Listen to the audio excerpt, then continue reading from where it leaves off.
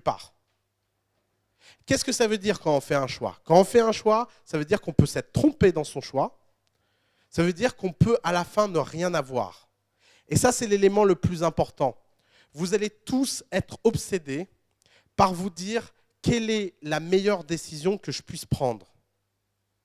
C'est la pire façon de raisonner dans le monde entrepreneurial.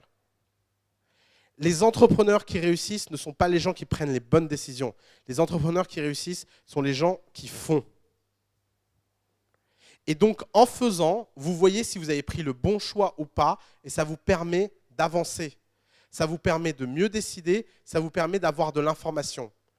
Mais si cette information, vous ne la captez pas pour essayer de gagner quelque chose d'homogène, c'est-à-dire soit de la scalabilité, soit être un titan de l'effort, si vous n'êtes pas au clair avec vous-même sur le type d'entreprise que vous voulez construire, vous allez passer votre temps à tourner en rond.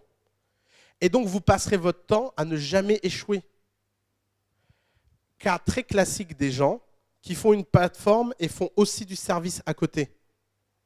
Le service leur permet de survivre, la plateforme leur permet de rêver. Ni l'un ni l'autre n'est fait suffisamment correctement pour avancer suffisamment haut. Parce qu'à chaque fois que vous pourriez développer votre service pour avoir plus d'argent, vous ne le faites pas parce que vous travaillez sur votre plateforme. Et à chaque fois que vous voulez travailler sur votre plateforme, vous ne pouvez pas le faire vraiment parce que vous avez des clients à servir du côté service. Ce genre de structuration normande, où vous ne choisissez ni l'un ni l'autre, c'est le meilleur moyen de ne jamais rien avoir.